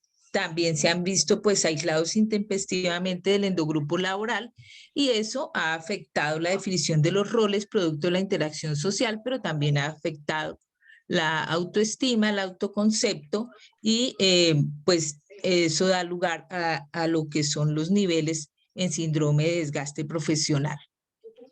Bueno, entonces muchas gracias. Muchísimas gracias Nelly y Marta por su presentación. Vamos a dar paso a la presentación de Isabel, Isabel Garrido. No sé si está conectada Isabel, estaba buscando en el listado de participantes, pero no la encuentro, tal vez está registrada con otro nombre. Isabel. No, creo que no está. Y también estaba la siguiente ponencia de Loreto Chigualaf, pero tampoco está conectado. Entonces, creo que podríamos dar paso a las preguntas. Estoy conectada. Hola. Hola, es que estoy como en Gym. Ay, hola. ¿Eres Marisabel Garrido? No, María Loreto Chihuahua. María Loreto, perfecto. Hola María Loreto, ¿cómo estás? Hola. Disculpa. Justamente estaba preguntando porque a veces entran con otros nombres y eso dificulta encontrar a las panelistas. Entonces tienes 10 minutos y bueno, bienvenida. Gracias. A ver, voy a presentar. Un minuto. Sí.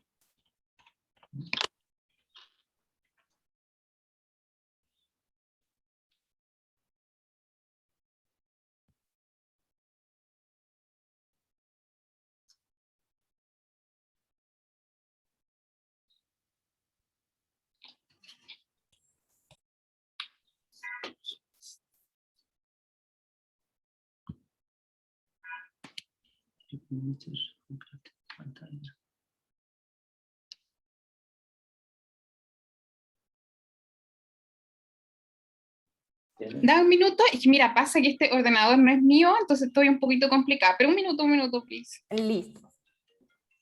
Ya, ahora va a ver el video. Ya lo abro. Ok, hasta que Loreto nos pueda compartir su pantalla, les invito a revisar la agenda del Congreso y las ponencias magistrales que se llevarán a cabo hasta el día viernes. Tenemos una planificada el día de hoy a las 5:15 de la tarde, entonces les invito a que estén conectadas y a su vez visitar las diferentes mesas de trabajo. Respecto a la asistencia, el comité organizador les enviará al final de esta mesa de trabajo una encuesta que deberán llenar. Les recuerdo que tienen que asistir al menos el 50% de las mesas de trabajo del Congreso para que puedan recibir su certificado de asistencia. Loreto, tal vez ya nos podrías ayudar con la presentación, tal vez me la podrías enviar por chat y la podría compartir desde mi pantalla. Sí, es que, mira, pasó también que en el Congreso nos pidieron las presentaciones, no sé si la tendrán. ¿Me puedes ayudar con el nombre de la presentación para buscarla? A ver, está por... Dame un segundo. Enviamos por chat. La estoy buscando. ¿La enviamos por chat? Ya. Perfecto, me puedes enviar por chat. ¿Cuál es? Estoy como moderadora Tania Bonilla o a Congreso Mujer y Ciencia, cualquiera de las dos personas.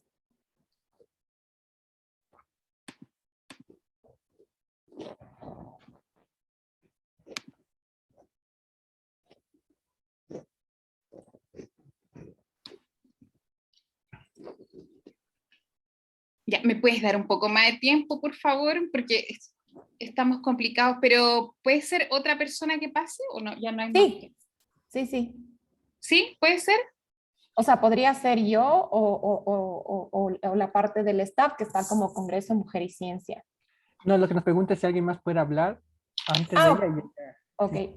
No, porque esta es la última ponencia planificada. Tal vez podríamos dar paso a la primera pregunta de los asistentes y luego damos paso a ti, Loreto, cuando ya esté configurada la cuestión de la pantalla. Sí. Tania, entonces, ¿perdón? Voy a compartir el link del registro, por favor.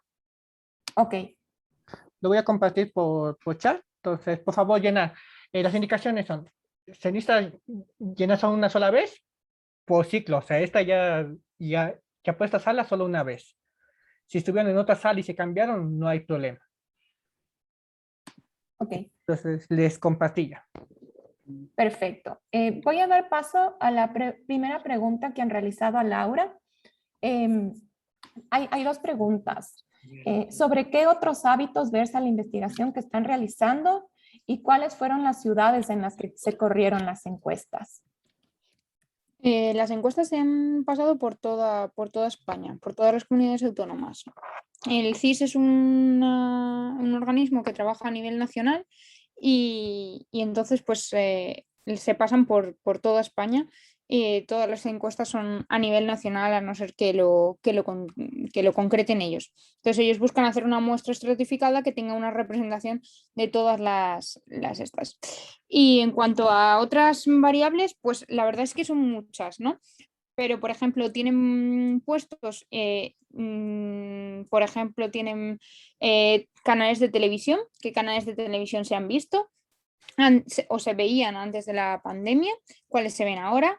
Tienen el uso de la mascarilla, el gel hidroalcohólico, qué otras medidas y demás se han utilizado y no se han utilizado, que ambas variables las hemos estudiado. Bueno, igual que la tele también tienen la radio, pero los resultados son un poco más difusos porque hay menos gente que utiliza la radio, entonces hay mucha gente que tiene valores perdidos que no se pueden utilizar. Hay muchas, pero incluso de la ideología política, pero sobre todo lo más interesante son que hay muchos grupos, ¿no? En cuanto a edad, sexo, pues, y algunas más similares, ¿vale? Ideología, si son religiosos, ¿no? Si asisten a celebraciones religiosas, un poco de todo, más o menos. Si les ha influido en el trabajo o no les ha influido en el trabajo, cómo les ha influido. La mayor parte de las preguntas son de sí y no, pero hay unas cuantas que son en escala Likert y otras cuantas que son abiertas para dar opiniones o para completar algunas de las de opción múltiple que no se habían seleccionado, que no eran demasiado precisas. Muchísimas gracias, Laura, por tu respuesta. También tenemos una pregunta para la investigación de Dalinda. ¿Cuáles son las principales líneas teóricas y categorías analíticas que forman parte de su investigación? Y la otra pregunta es ¿de qué manera apoya a Adelaida su participación en esta investigación? Bueno, primero comentarles que esta investigación inicia hace algunos años, como lo mencioné, cuando en un festival que realizamos de video y fotografía en el que buscamos que el estudiantado busque o proponga alternativas para eliminar la violencia de género, la violencia contra las mujeres, hicimos un panel sobre estas madres de la espera. Madres de la espera, y la violencia era sobre todo lo que se iba a trabajar. Bastó con ir a un poblado muy cercano a nuestra ciudad, donde hicimos preguntas ahí a las primeras personas que vimos en el pueblo que si tenían hijos o hijas desaparecidos, y llegaron varias. Cabe mencionar que era un momento muy violento en nuestro estado, en nuestra ciudad, pero llegaron 7 de un poblado del cercano. No tuvimos que ir a otros lugares, no tuvimos que hacer una investigación más amplia y fue la primera vez que estas madres llegan a la universidad a hablar de sus desapariciones y sobre todo desapariciones forzadas. Entonces, nuestros conceptos era la violencia contra las mujeres y esta violencia hacia ellas que todavía no tiene un nombre, ¿sí? Y que nosotras le llamamos madres de la espera. Una violencia invisible, pero basándonos en Marcela Lagarde, cuando ella dice que son pocas las opciones de ser mujer, y una de ellas madre esposa, bueno, las afectadas eran en su mayoría las madres y las esposas. En esta investigación pudimos llegar a Adelaida y ella ha participado de manera muy activa y como les dije, es muchísima la información que tenemos sobre ella y ella está pues dispuesta a trabajar y colaborar con esta investigación. Sin embargo, creo que debemos de tener mucha prudencia por seguridad de ella, por seguridad del equipo, ya que pues no sabemos si realmente alguno de sus hijos o sus 3 hijos vivan o sus 3 hijos fueron asesinados. Ella solamente es esta intuición y estas investigaciones que ella misma hace, sin ser una investigadora, pero que se convierten en investigadoras, y ella ha decidido hacerlo de manera virtual. Por eso en este momento que entramos en pandemia, para ella no ha sido mucho el cambio, solamente estas idas con este personaje que aparece en su vida, que es quien le va dando unos datos sobre sus hijos, que realmente no sabemos si tenga un contacto real con sus hijos o no lo tenga.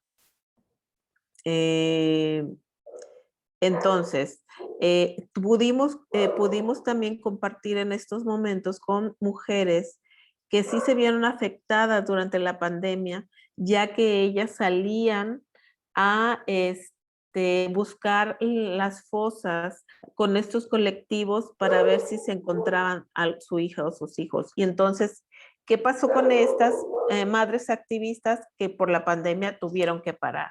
¿Sí? Y entonces, pero ella, Adelaida, lo que hace, pues realmente no cambia tanto. Y a la conclusión es a la que llegamos, que ella vive en esta pandemia desde hace muchos años y le preguntas, ¿te ha afectado la pandemia? No, realmente no me ha afectado, o sea, pero sí le afecta en cuanto características en su cuerpo y sobre todo ahora tiene esta nueva preocupación que si sus hijos pudieron haberse contagiado del virus, ¿sí?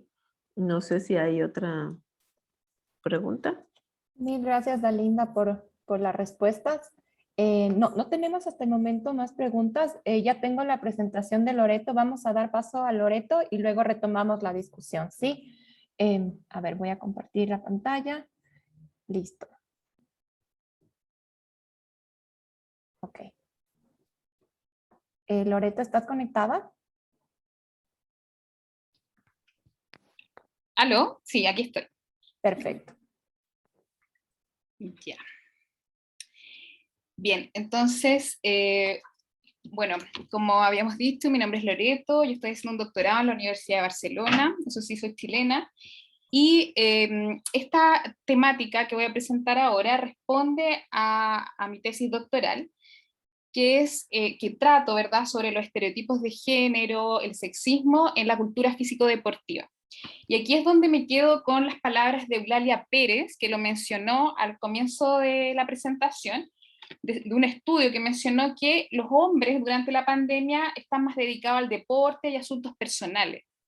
Pero por el contrario, las mujeres que se han dedicado más a las tareas del cuidado, al trabajo doméstico.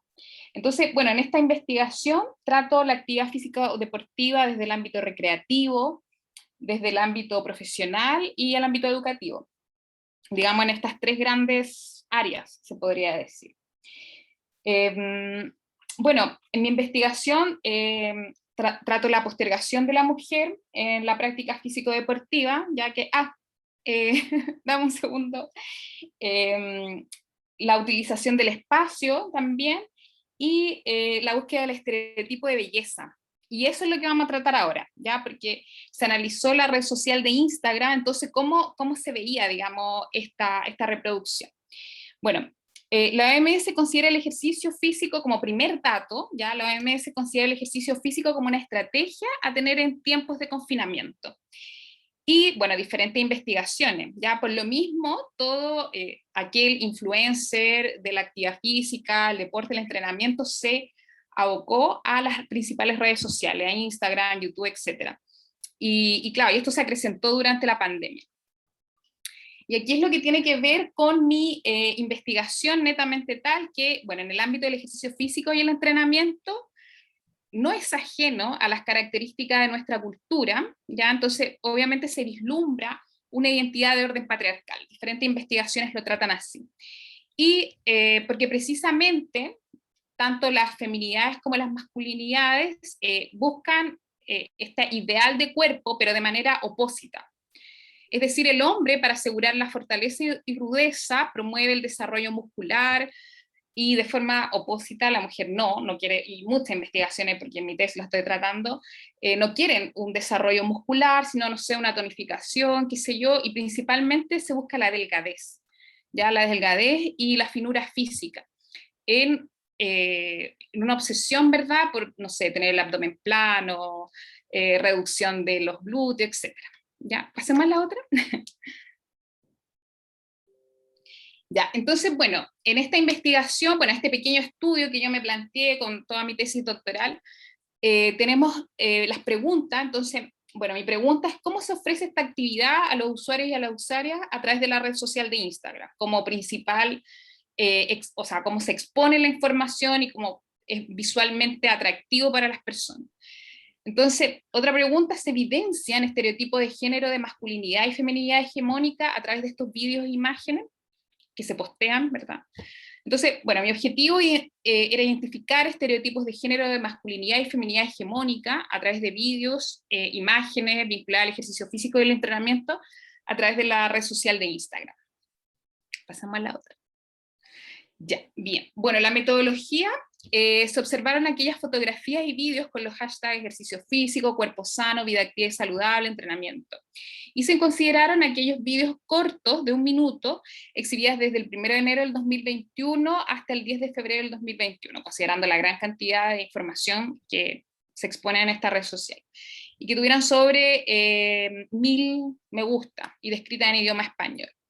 Bueno, se aplicó una metodología de corte cualitativo descriptivo y utilizando como herramienta el abordaje del análisis de contenido. Para recolectar la información se elaboró una tabla en donde se especificaron los siguientes datos: el nombre del hashtag, el nombre de la cuenta, la fecha de publicación, la cantidad de me gusta, la cantidad de comentarios, la descripción de la historia y la descripción de la fotografía o vídeo, pero una descripción bien objetiva. Pasamos a la otra. Ya, bien, dentro de los resultados, en las imágenes y vídeos analizados se distinguen 2 tipos de identidades, femeninas y masculinas. No hay más intersecciones, no. Se representa un modelo femenino, bello, rosado y sonriente, básicamente una imagen cosificada, en donde predominan los atributos físicos característicos de la belleza estereotipada. Ya el busto o glúteos prominentes, zona abdominal delgada, el abdomen plano, que parece ser como el objetivo principal. De hecho, hay un libro que se llama El mito de la belleza, que en este momento no recuerdo la autora, que justamente habla de eso, que las mujeres pareciera que adelgazar es como, o hacerse una lipoaspiración, etcétera, es como su máximo objetivo, digamos. Y claro, la actividad física es utilizada no tanto con un propósito de salud, de bienestar, sino para seguir ese estereotipo de belleza clásico en la feminidad. ¿Ya? Bueno, los hombres representan el clásico arquetipo del masculino viril, el hombre poderoso, azul y serio. Los varones en una sociedad, bueno, y esto lo dice José Lavarría, que es bastante, que trabaja este tema de las masculinidades.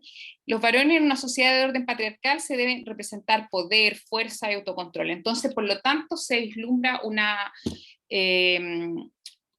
corporalidad basada en la fortaleza, en el desarrollo muscular.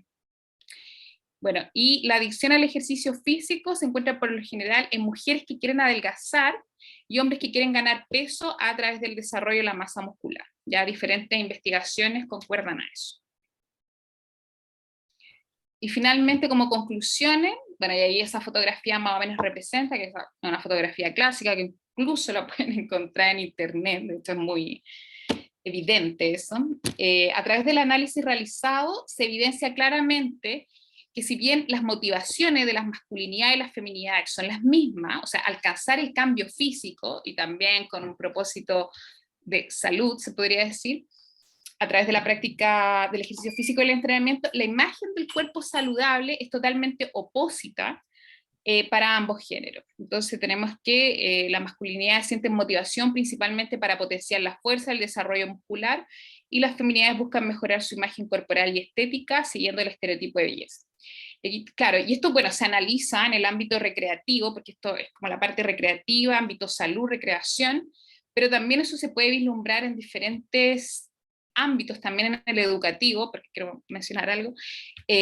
Por ejemplo, en atletismo, que parte de mi investigación, las niñas en atletismo no quieren ser lanzadoras, por ejemplo, lanzadora de bala, lanzadora de martillo, etcétera, porque, claro, ven un cuerpo como hipertrofiado y como que eso no encaja con lo que se espera de la feminidad.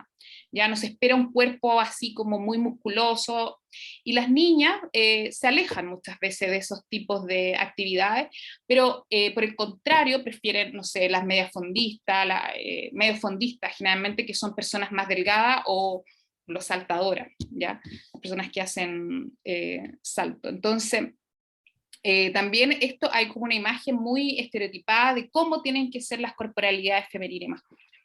Bueno, eso.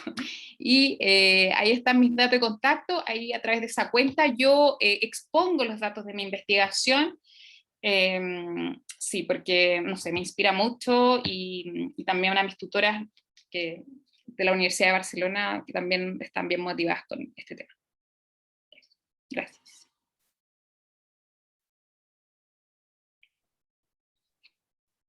Listo. Muchísimas gracias, Loreto, por tu presentación. Vamos a seguir con las preguntas que nos han hecho los asistentes, los y las asistentes, no sin antes recordarles a las ponentes que tienen hasta el 19 de julio para enviar las ponencias para la publicación digital, y que el formato requerido está publicado en la página de CIESPAL, ¿sí? Vamos a dar paso a una pregunta que le hacen tanto a la investigación de la CUSEA UDEC y a la Universidad de Tolima en Colombia. Entonces, la pregunta es: ¿cómo responden las instituciones educativas, en este caso universidades, a las investigaciones que se realizan en torno a las condiciones de sus trabajadores diferenciadas por género y las afectaciones de la COVID-19? ¿Existe un replanteamiento de las condiciones laborales o se apunta a una mayor flexibilización laboral? No sé quién de las colegas quiere comenzar. Es interesante porque son dos investigaciones desde dos diversos lugares, entonces... Bueno, en lo que respecta, digamos, a la Universidad del Tolima, parte del apoyo que hace la universidad a esta investigación, que está pues totalmente financiada por la universidad, responde también a ese interés de querer poder hacer digamos, de tener unas acciones muy efectivas para proteger la salud mental, para abordar tanto en pandemia como en pospandemia. De allí que dentro de los resultados que nosotros debemos entregar, y por eso estamos apenas en resultados parciales, está el de una serie de estrategias de atención de otro lado. En la parte económica, lo que ha hecho la universidad es que, si bien se han tenido que suspender algunas cátedras y algunos como actividades que eran prácticas, les han mantenido a los profesores la vinculación a salud para a estos profesores pues que antes recibían el pago por sus clases y por todo, le han mantenido es la vinculación a salud. Digamos que existe un interés por parte de la Vicerrectoría de Desarrollo Humano de apoyar, ¿sí? Pero también sabemos que esto económicamente tiene un límite. Recientemente el rector pues nos informó que ese apoyo económico que ha venido dando a aquellos profesores que no pudieron seguir desarrollando sus actividades académicas se suspende a partir de este mes de julio, y eso desde luego va a afectar mucho la estabilidad laboral. Muchísimas gracias, Nelly. No sé si tenemos a alguien de la investigación de México.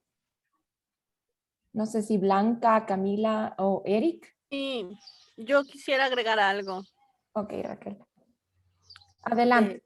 Sí, creo que uno de los grandes problemas en cuanto a la desigualdad de género es que, al menos en el caso de México, lo que yo podría señalar es que mientras las instituciones previo a la pandemia no tenían propiamente para la igualdad centradas, por ejemplo, en la promoción de la corresponsabilidad en el cuidado. Y por esto cuando hablamos de la corresponsabilidad del cuidado, no me estoy refiriendo solamente a permisos para que los hombres asistan a algunas actividades escolares de sus hijos, sino que también las instituciones educativas asumamos que el cuidado es una responsabilidad.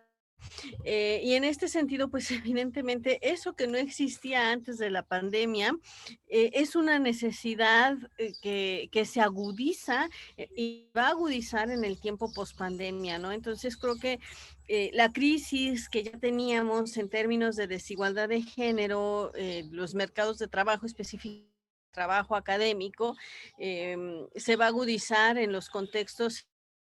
Existían estas políticas donde no había una política que promoviera la igualdad en el acceso al cuidado, donde las instituciones no cuentan con estrategias para que mujeres y hombres puedan llevar este tipo de actividades, ¿no? Centradas, y no solamente en el cuidado de los hijos, también tenemos que pensar, por ejemplo, en el cuidado de personas mayores. Hoy en día tenemos que pensar también en el cuidado de personas enfermas, nos está dejando el COVID, es una serie de síndromes y enfermedades y procesos que no paran pues con la enfermedad. No es una enfermedad que una vez que termina, se acaba, deja una serie de secuelas.